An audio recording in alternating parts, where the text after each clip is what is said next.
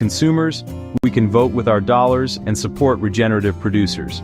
Start small, plant a cover crop, fence a pasture, try rotational grazing, observe and adapt. Cover the soil, minimize disturbance, maximize diversity, integrate livestock, maintain living routes. Every step improves your land, your profitability, and your legacy. Dead soils come back to life, teeming with worms, fungi, and wildlife. We have the knowledge, tools, and examples. Now we need the will to change. A proper introduction. All right, everyone, how are you doing?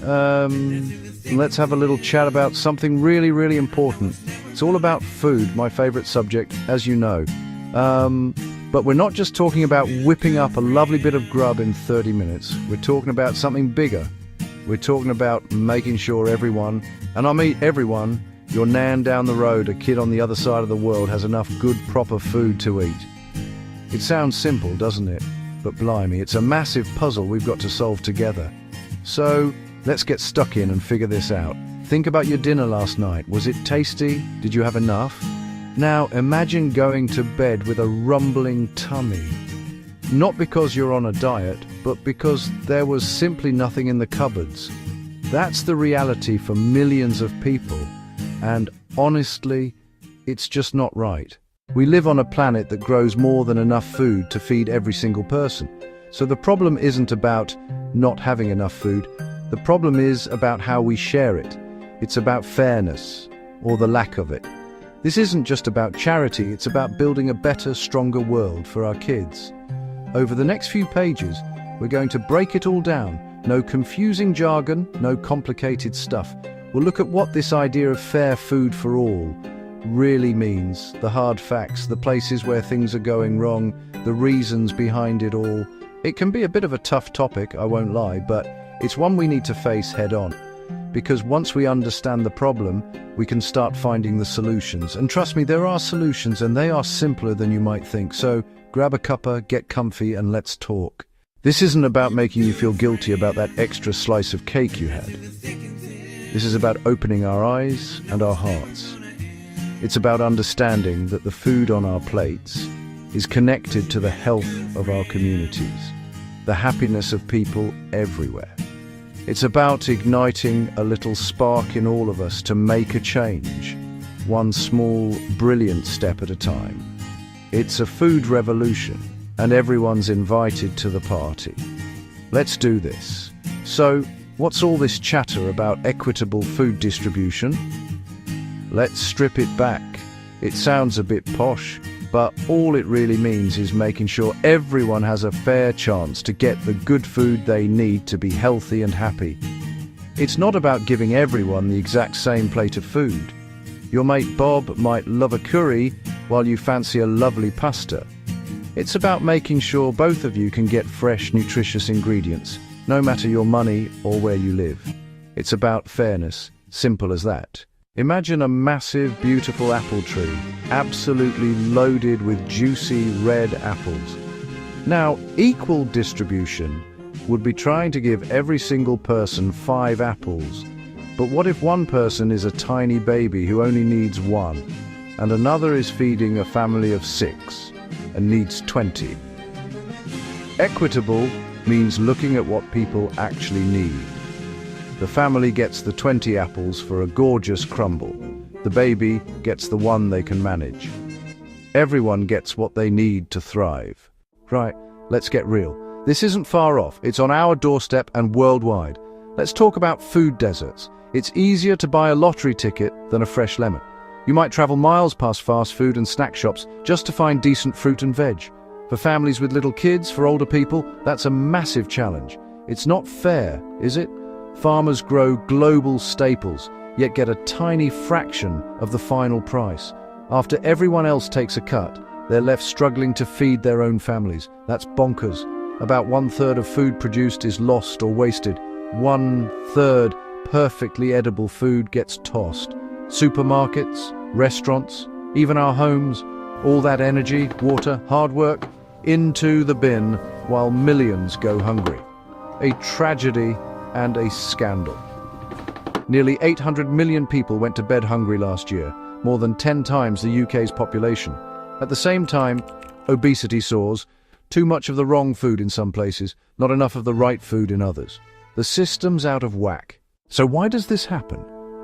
A massive part of the puzzle is poverty. It's the big one. When you're struggling with rent, electric, and transport, food is the thing you can cut. People buy the cheapest, most filling foods, not the healthiest. Another reason, how food travels. A massive, complicated business with power in a few global hands. They control from seeds to shelf, and let's be honest, the goal is profit. Crops flow to profit, not always to people in need. It's profit over people. Conflict devastates food. Farmers can't reach fields. Roads blocked, shops destroyed. Food even used as a weapon. In places like Yemen and Sudan, children suffer not for lack of food globally, but because war and politics block it. Climate change brings floods and droughts, wrecking crops and spiking prices.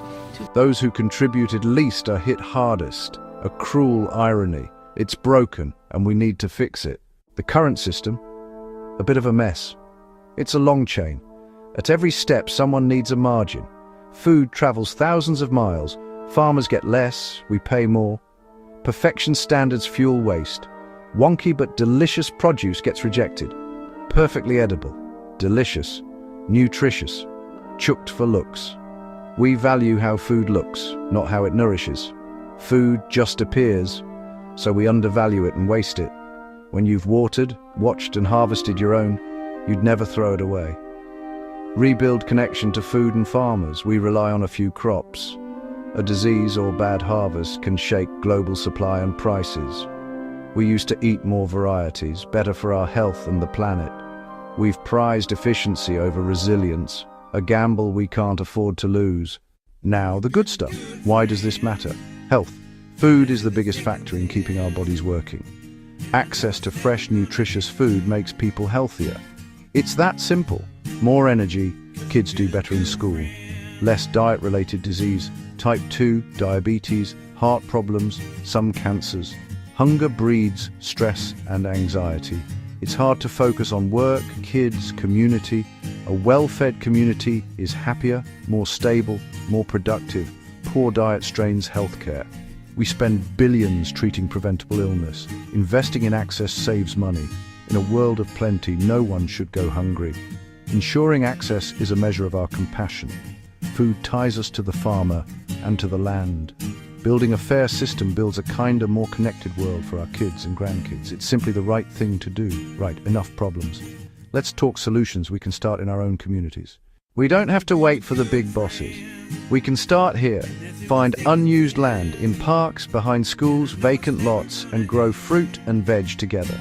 Fresh food for pennies, exercise, meet neighbors, teach kids where food comes from.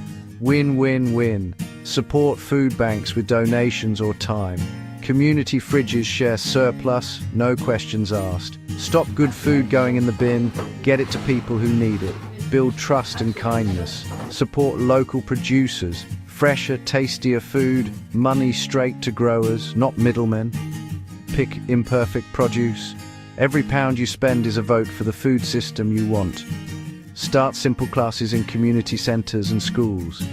Teach delicious, healthy meals on a budget. When you know how to cook, you have the power to turn simple ingredients into something gorgeous. Skills and confidence transform health and diets. Lovely jubbly. This is how change begins, right where we live. A message to the government. We're doing our bit, but we need you to step up with bold changes. Ensure fair prices for farmers. Stop supermarkets squeezing them. When farmers are paid properly, they invest in food that's good for us and the planet. Tackle food deserts, incentivize stores, support small fresh shops, and make transport affordable, so healthy food is the easy choice. Fund hot, nutritious school meals for every kid. It helps them concentrate and grow. Put food education on the curriculum. Teach cooking and nutrition early. Set clear food waste targets. Make donating surplus easy. Run national campaigns so households waste less. Redirect edible food from landfill to plates. It's common sense, and it's time for action. So, there you have it. It's a big topic, I know, but it boils down to fairness. The current system creates waste, hurts farmers, and leaves millions behind. But we can change it. We have the knowledge, the resources, and the will. This isn't a dream, it's a plan. It starts with us. The food we buy, the meals we cook, the conversations we have. Support a local farmer. Cook from scratch. Waste a little bit less. You are part of the solution. Small actions together become a powerful movement. We are not powerless. We are cooks, parents, neighbors, citizens. Imagine thriving markets, every child cooking at school, farmers respected and paid fairly, and no edible food thrown away. This future is within reach. Healthier, happier, kinder, and more delicious for everyone. Let's start this food revolution in our kitchens and communities. Talk to our politicians. Support the heroes already at work. Teach our kids the joy of real food.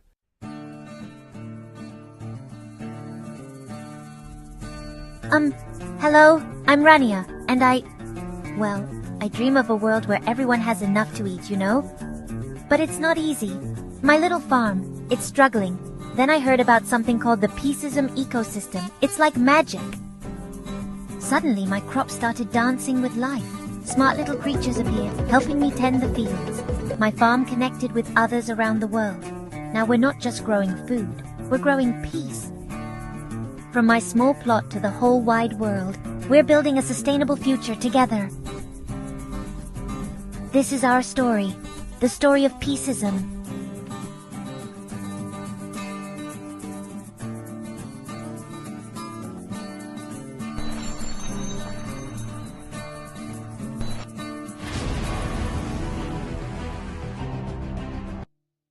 Right then, let's get stuck in. When we talk about equitable food distribution, what are we really on about?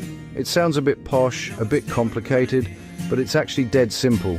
It means everyone, and I mean everyone, gets a fair shot at having enough good, nutritious food to eat.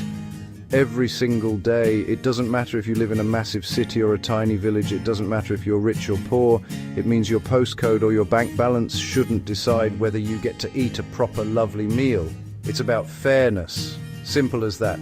It's about making sure that the amazing food we grow on this planet actually reaches the people who need it. So, what's the current situation? Honestly, it's a bit of a dog's dinner. Our modern food system is a marvel in many ways. We can get strawberries in winter, spices from the other side of the world. But look under the bonnet and you'll see some serious problems. The biggest issue is a massive disconnect. We produce more than enough food to feed every single person on the planet, yet hundreds of millions go to bed hungry every night. How can that be right? It's completely bonkers. The food is there, but it's not getting to them. The system is broken. Too often, it's designed for profit, not for people. Food travels thousands of miles. The price gets bumped up at every step. This makes it expensive for people on low incomes. Supermarkets might be piled high, but if you can't afford it, it might as well be on the moon. This creates food deserts, fast food joints everywhere, nowhere to buy fresh, affordable fruit and veg. So people are left with unhealthy, processed options, which leads to a whole host of health problems. On top of the hunger, there's the waste. A huge chunk, around a third, never even gets eaten. It gets chucked away, fields, shops, restaurants, even at home. It's upside down. Let's talk numbers for a minute. I promise to keep it simple. The facts are staggering. Globally, we throw away about 1.3 billion tons of food every year. That's a billion with a B. Imagine a massive queue of bin lorries around the earth 7 times.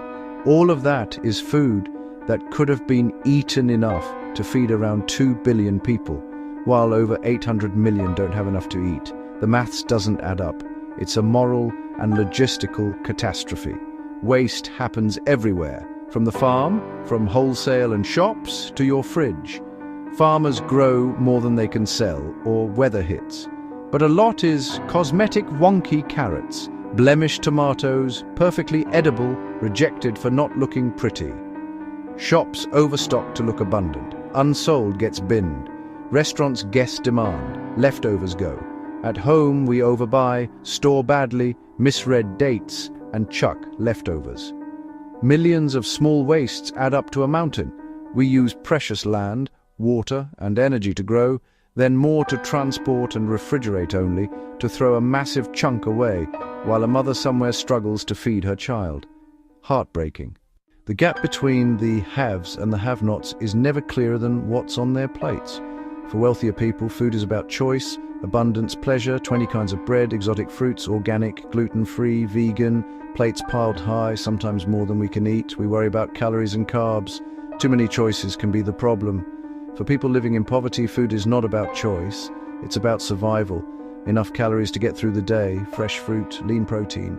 Whole grains become unaffordable luxuries. Diets skew to cheap, calorie-dense but nutrient-poor foods. Not from ignorance, it's cost.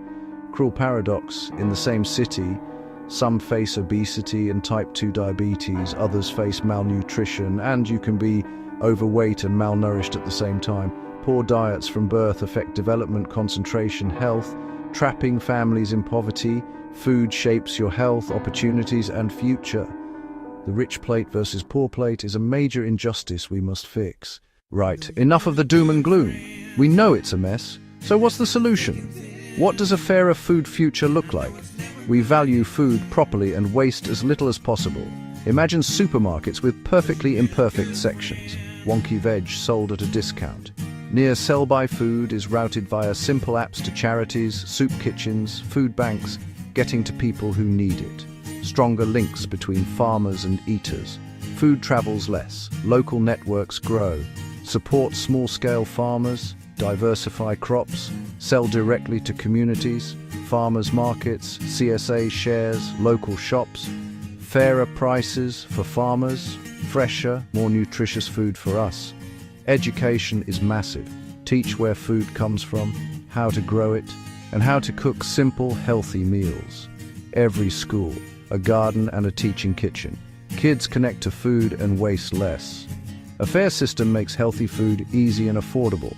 Subsidize fruit and veg, make ultra-processed junk more expensive, ensure community kitchens and gardens, design towns without food deserts, built on community, common sense, respect for farmers, and the food itself.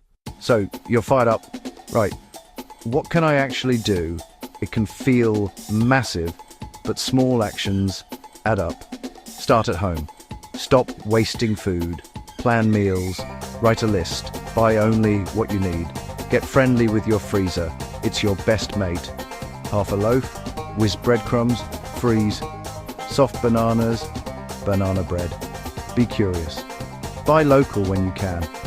Farmers markets, farm shops, or look for local labels. Cut food miles. Don't be a food snob. Wonky veg tastes the same. Buying it signals you care about taste and stopping waste. Learn a few basics. You don't have to be a chef. A simple soup, a pasta sauce, a lovely omelette. Cooking gives control, saves money, improves health, and fights waste. Get kids involved. Get your mates round. Make it fun. Use your voice. Talk to friends. Share what you learn. Write to supermarkets about waste and local sourcing. Ask counsellors about tackling food poverty. Our choices and our questions both matter. Don't think small actions don't count. They are the seeds of a food revolution. While individual actions are brilliant, the real magic happens when we come together. Community gardens turn neglected patches, parks, churchyards, estates into places to grow food. Young hands in soil, older hands guiding. People learn, share the harvest, and fresh food becomes accessible to everyone. Food clubs, pantries differ from food banks. Members pay a small fee for a bag of fresh and cupboard food, often $15–20 in value, sourced from surplus. It builds dignity, budgeting, and reduces stigma. Community kitchens teach basic skills, budget planning, cooking with surplus, batch cooking for the week, shared meals that tackle isolation as well as hunger. Partner with local farms for veg box schemes, collect surplus from shops and restaurants, organize gleaning to collect produce left in fields. Communities can plug gaps and create local solutions to a global problem. It's neighbors helping neighbors, and that is incredibly powerful. Fixing our food system benefits everything. Access to affordable, nutritious food means fewer cases of malnutrition, obesity, and diet-related disease. Less pressure on the NHS. Kids concentrate, learn, and reach their potential. Supporting local farmers and producers keeps money in the community, creates jobs, supports families, and builds resilience. Money goes to the people who grow and make our food, not distant corporations. Today's production and waste harm soil, water, and climate. Landfilled food releases methane. A fairer, more local, less wasteful system means less pollution, healthier soil, more biodiversity, and a smaller carbon footprint. Food connects us. Sharing, cooking, and growing together break down barriers, strengthen the social fabric, and reduce loneliness. A right to good food builds kindness, dignity, and justice. It makes our world a better, more compassionate place to live. So, there you have it. The food system is complex, but the solutions are simple and full of hope. Not an impossible dream, just common sense changes that transform the world. We already grow enough, the food is there. The knowledge and passion are there. We need to connect the dots for fairness, not just profit. Power isn't only with governments or big companies, it's in our hands too. Every time you buy a wonky carrot, cook from scratch, or turn leftovers into something delicious, you cast a vote for a better food future and become part of the solution. When a garden starts or surplus is shared, we build fairness from the ground up. Small sparks light a massive fire of change, a ripple through our communities. We're on the cusp of a food revolution. People are asking where food comes from and demanding better. The energy is building. Let's grab it with both hands. Be bold, be creative, and work together. Teach kids, lobby politicians, support local food heroes, make some noise for people and planet. A future where no child goes to bed hungry, no farmer is forced into poverty, and good food is a right for everyone. Let's roll up our sleeves, get our hands dirty, and get cooking for change. Come on, let's do this.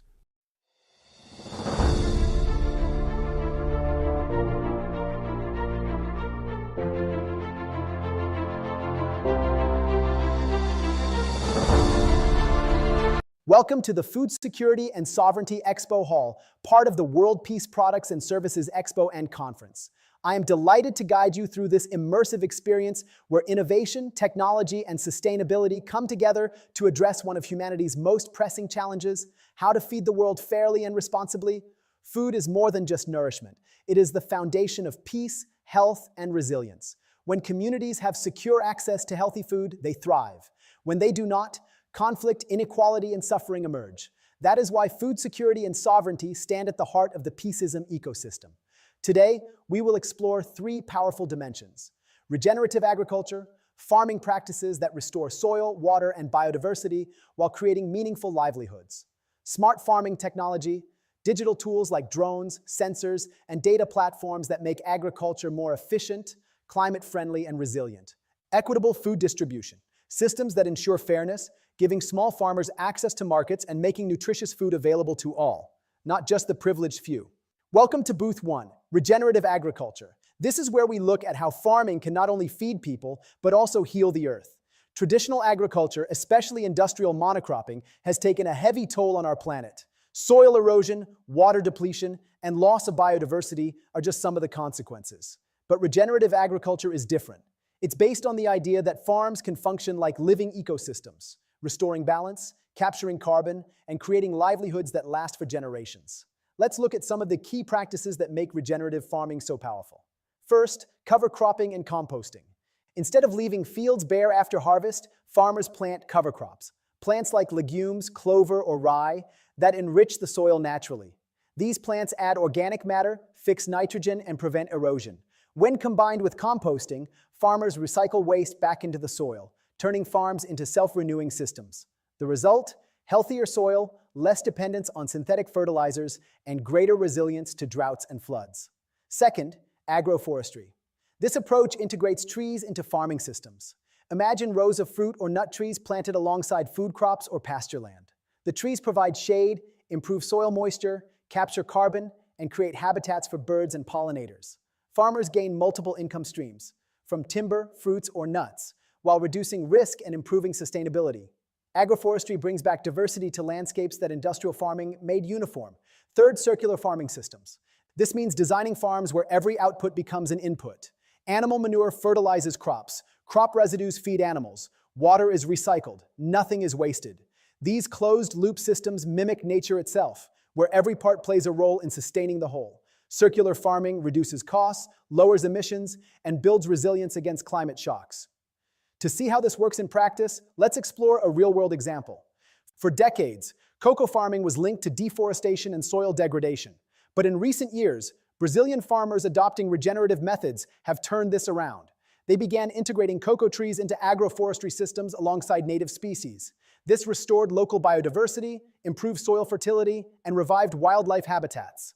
At the same time, it created thousands of rural jobs, ensuring families could stay on their land with stable incomes.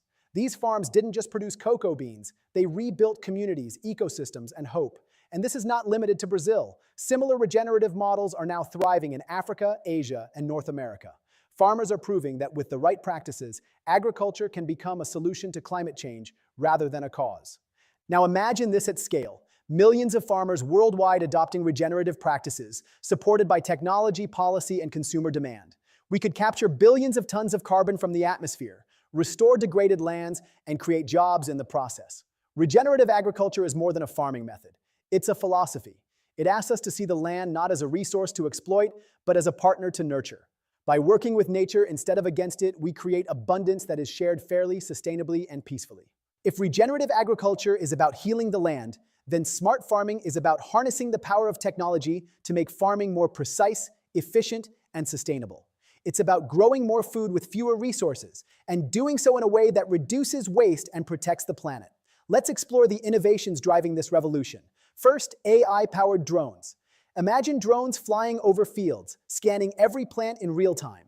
Their cameras and sensors detect signs of disease, pest outbreaks, or nutrient deficiencies that the human eye might miss. Instead of spraying an entire field with chemicals, drones help farmers target only the plants that need attention. This reduces pesticide use, lowers costs, and protects ecosystems. In some regions, drones even plant seeds or spray natural fertilizers from the air, turning agriculture into a high-tech, sustainable operation. Second, IoT sensors.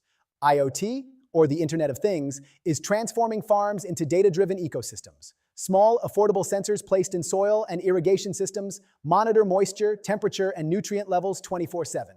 The data is sent to farmers' smartphones or dashboards, allowing them to water crops only when needed and apply fertilizer with pinpoint precision. This not only saves water, but also reduces runoff that pollutes rivers and lakes. In regions where droughts are becoming more frequent, IoT sensors are a lifeline for food security. Third, blockchain for transparency. Food today travels long distances, from farms to supermarkets to our plates. But how do we know where it came from, or whether it was produced sustainably? Blockchain technology provides a solution. By recording every step of a product's journey in a secure, unchangeable ledger, blockchain ensures farm-to-table transparency. Consumers can scan a code on a package and instantly learn which farm grew their produce, how it was harvested, and whether fair trade or organic practices were followed.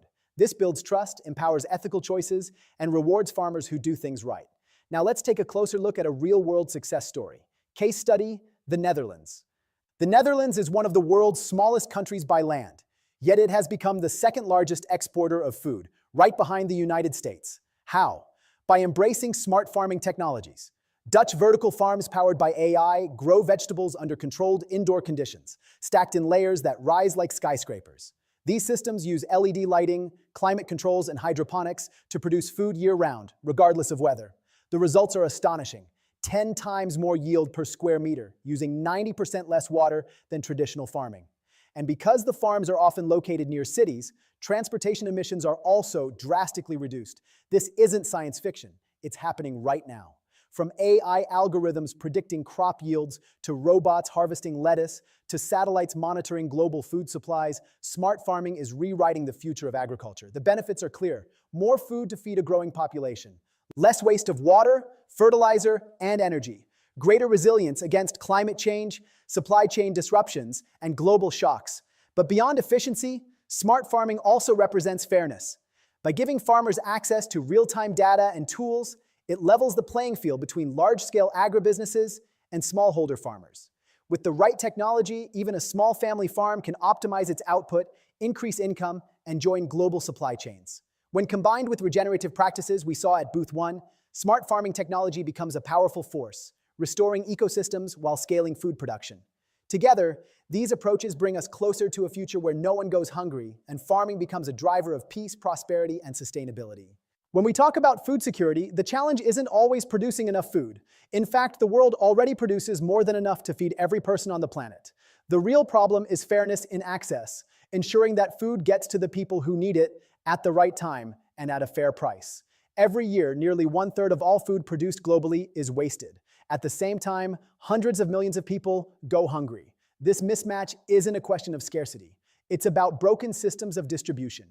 Equitable food distribution focuses on closing this gap so that abundance is shared rather than lost. Let's look at some of the solutions making a real difference. First, digital food banks. Traditional food banks have been vital in serving communities in need, but they often face logistical challenges like storage, transportation, and mismatched supply and demand. Digital food banks change the game by using technology to link surplus food directly with communities who need it. Imagine a restaurant, supermarket, or farm with extra stock. Instead of going to waste, the surplus is logged into a digital platform, and within hours, it can be matched with local charities, schools, or households. This creates a real-time safety net where no food goes unused and no family is left behind. Second, farmer cooperatives. Smallholder farmers, who produce much of the world's food, often face unfair prices from middlemen who take the largest share of profits. Cooperatives give farmers the power of collective bargaining. By pooling resources, sharing equipment, and negotiating together, farmers can connect directly to markets without being exploited. This means higher incomes, fairer trade, and stronger rural economies. Cooperatives also provide training, access to finance, and resilience against shocks like climate change or price fluctuations. Third, mobile-based platforms for fair payments. In many rural areas, farmers and vendors still rely on cash transactions that are slow, insecure, and often unfair. Mobile-based platforms are changing that. With just a simple phone, farmers can check market prices, receive digital payments instantly, and access microloans for seeds or equipment. This transparency prevents exploitation, builds trust, and ensures that farmers are rewarded fairly for their hard work. These platforms also allow buyers and sellers to connect directly, reducing unnecessary intermediaries and lowering costs for consumers. Case study, Rwanda's eSoko platform. Rwanda provides a powerful example of how digital tools can transform food distribution. The government launched eSoko, a mobile platform that allows farmers to check market prices in real time and sell directly to buyers. Before eSoko, farmers often had to accept whatever price middlemen offered, without knowing the true value of their crops. Now, with access to accurate data and digital payments, farmers have more control, higher incomes, and greater stability. At the same time, consumers benefit from lower prices and fresher produce. Waste is reduced, and fairness is increased. The story of eSoko reminds us that equitable food distribution is not just about technology, it's about dignity. When farmers are paid fairly, they can send their children to school, invest in their communities, and break cycles of poverty. When consumers have reliable access to affordable, nutritious food, entire societies become healthier and more resilient. Imagine scaling these solutions worldwide. Digital food banks connecting surplus in New York or Dhaka with families in need. Cooperatives across Africa and Asia giving small farmers the same market power as industrial producers. Mobile payment systems ensuring that no farmer, no matter how remote, is left behind. Equitable food distribution means fairness, opportunity, and peace. It ensures that food, the most basic human need, is treated not as a privilege, but as a universal right. And it reminds us that solving hunger is not about producing more, but about sharing better. Now that we've explored the big picture, let's look at 3 smart farming innovations in action. Real solutions that are already changing the way food is produced and distributed. First, drone monitoring. Imagine standing at the edge of a large cornfield. Traditionally, a farmer might walk rows for hours, trying to spot signs of pests or disease, often missing small but critical problems until it was too late. Today, AI-powered drones can scan entire fields in minutes. Their high-resolution cameras and infrared sensors detect patterns invisible to the human eye, a patch of yellowing leaves, an unusual heat signature, or the early traces of insect damage. The data is analyzed instantly, generating a detailed map of problem areas. Instead of spraying chemicals across the whole field, farmers can now target only the affected zones. This saves money, protects the soil, and drastically reduces pesticide use. It's not just efficiency, it's a leap forward for sustainability and human health. Second, vertical hydroponics. Picture walking into an apartment building in the heart of a busy city. And instead of a dusty storage room, you find a vertical hydroponic farm. Rows of leafy greens, herbs, and tomatoes are stacked floor to ceiling, growing without soil, using only nutrient-rich water and LED lighting. AI systems control temperature, humidity, and light cycles to optimize growth 24/7. Residents harvest fresh produce right where they live, reducing the need for long supply chains. This model, already flourishing in places like Singapore and New York, produces 10 times more food per square meter while using 90% less water. For crowded urban centers, vertical hydroponics offers food security without expanding farmland, proving that cities themselves can become sources of fresh, sustainable food. Third, the traceability app. Have you ever wondered where your food really comes from? With a simple smartphone app, consumers can now scan a QR code on a package of rice, fruit, or coffee and immediately see its full journey, from the farm where it was grown, to the trucks and warehouses it passed through, to the supermarket shelf. The app also reveals critical data, the carbon footprint of production, whether fair trade standards were met, and exactly how much the farmer earned.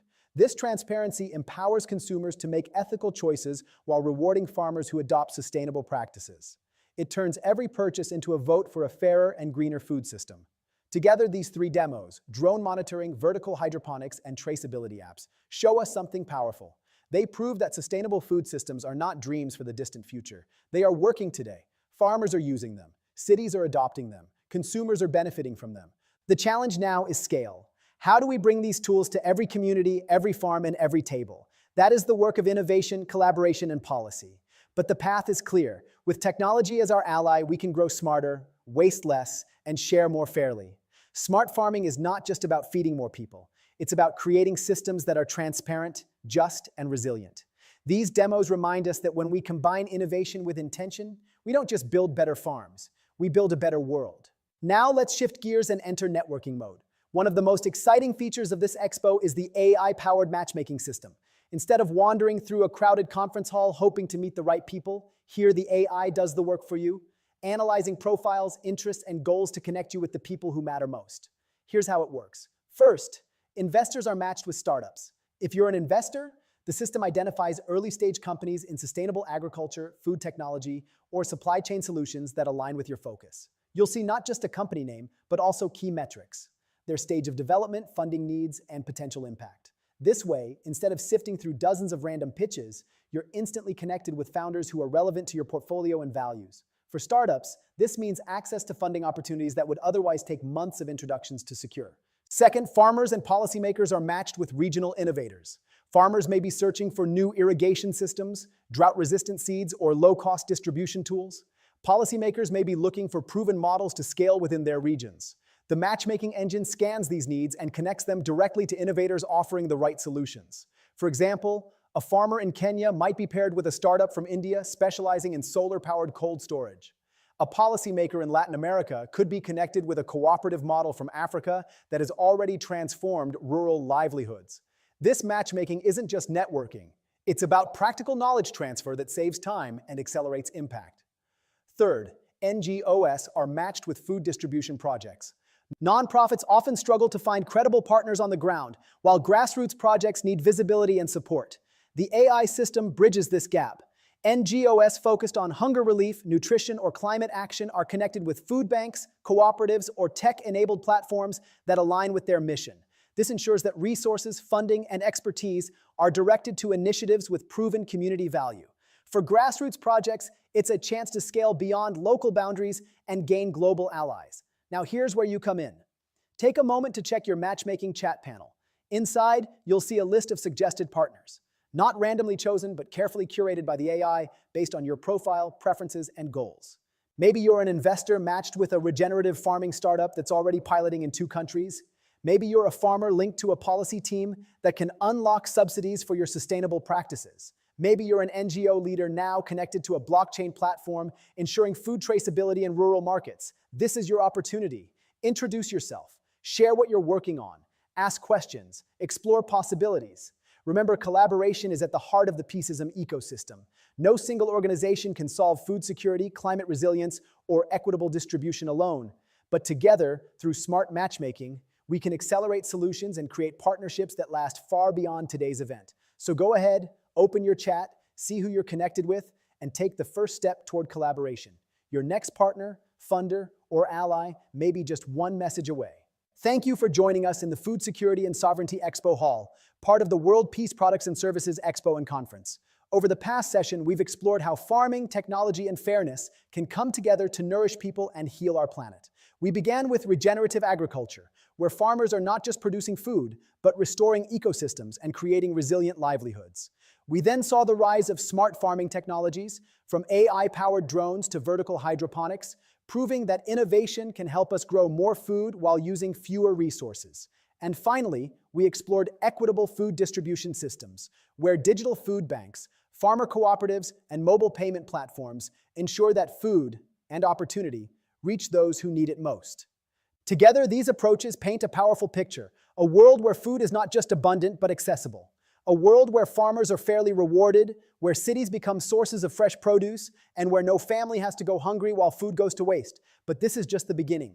Food security is not a single innovation or a single project. It is a movement. It is about reimagining agriculture as a system rooted in sustainability, sovereignty, and peace. It's about shifting from extraction to regeneration, from inequality to fairness, from waste to wisdom. And here's the most important part. You are part of this story. Whether you are a farmer, policymaker, entrepreneur, investor, or activist, your actions matter. The conversations you start today, the partnerships you build, and the choices you make can ripple out to impact entire communities and generations to come. As we move into the next session of the Peaceism ecosystem, let's carry forward the insights we've gathered here. Let's remember that food security is not just about what we eat, it's about who we are, how we live, and the kind of future we want to create. So stay tuned. In the next hall, we'll continue this journey, exploring another pillar of the Peaceism ecosystem and uncovering more ways to build a world that thrives on collaboration, justice, and sustainability. Thank you once again for being here, for listening, and for believing in the possibility of a food system and a world rooted in peace. Thank you for joining us here in the Food Security and Sovereignty Expo Hall, part of the World Peace Products and Services Expo and Conference. Over this past session, we've taken an extraordinary journey together. We began by stepping into the world of regenerative agriculture, where farming is not simply about producing crops, but about restoring balance to ecosystems, protecting biodiversity, and creating resilient livelihoods for millions of families. We saw how cover crops, composting, and agroforestry transform depleted soil into living, fertile ground, and how circular farming systems turn waste into resources. We learned that agriculture, when practiced regeneratively, is not a problem to be solved, but a solution to some of humanity's greatest challenges. From there, we entered the realm of smart farming technologies, where innovation meets sustainability. We witnessed AI-powered drones scanning fields in real time to detect problems before they spread, IoT sensors giving farmers the gift of precision in water and fertilizer use, and vertical hydroponics transforming city rooftops and apartments into abundant food sources. We explored how blockchain can create trust and transparency from farm to table, ensuring that every consumer knows not just what they eat, but the story of who grew it and how. The message is clear. Technology, when used wisely, allows us to grow more food with fewer resources, and in doing so, it empowers both farmers and consumers. And finally, we turned our attention to equitable food distribution, a reminder that producing food is only half the challenge. The other half is ensuring fairness, dignity, and access. We looked at digital food banks that redirect surplus to families in need, farmer cooperatives that protect smallholders from exploitation, and mobile-based platforms that ensure farmers are paid fairly and promptly for their labor. We saw how Rwanda's eSoko platform has empowered farmers to sell directly via mobile phones, boosting incomes while cutting waste. These models remind us that hunger does not exist because of scarcity. It exists because of inequality. By addressing access, we take a crucial step toward justice. Together, these three approaches, regeneration, innovation, and fairness, paint a compelling and hopeful picture. A world where food is not only abundant, but also accessible. A world where farmers are rewarded justly, not exploited. A world where cities and villages alike become centers of food production. A world where no child goes hungry while food rots in warehouses or landfills. But this, my friends, is only the beginning. Food security is not one innovation, not one program, not one project. It is a movement. It is a commitment to reimagine the way we think about agriculture and food, from something that extracts, depletes, and divides into something that regenerates, sustains, and unites. It is about shifting our systems from extraction to regeneration, from inequality to fairness, and from waste to wisdom. And here's the most important truth of all. You are part of this story. Whether you are a farmer nurturing the land, a policymaker designing systems, an entrepreneur building technology, an investor funding bold ideas, or an activist raising your voice, your role matters. Your decisions matter. The conversations you start today, the partnerships you form during this event, and the choices you make in your daily lives can ripple outward, shaping not only the future of food, but the future of peace and sustainability itself. Every action counts. A farmer choosing regenerative practices, a startup designing smarter tools, a policymaker opening markets to fair trade, a consumer scanning a label and choosing food that honors both people and planet. Each of these actions may seem small on its own, but together they add up to transformation. As we transition now into the next session of the Peaceism ecosystem, let's carry these insights forward. Let's not see food security as an isolated issue, but as the foundation of human dignity, health, and peace. Let's remember that food is never just about calories or crops. It is about culture, community, and the very values we hold as humanity. The next pillar we'll explore will build on this momentum, showing us new pathways to collaboration, resilience, and justice. I invite you to stay with us, to keep your hearts open and your minds engaged, because each hall adds another piece to the mosaic of a sustainable, peaceful world. So as we close this Food Security and Sovereignty Hall, let's take with us a renewed sense of possibility. Let's commit to systems that nourish people, protect the planet, and promote peace. Thank you once again for being here, for listening deeply, and for believing in the power of a food system and a world rooted in sustainability, sovereignty, and peace. Together, let's keep building that future.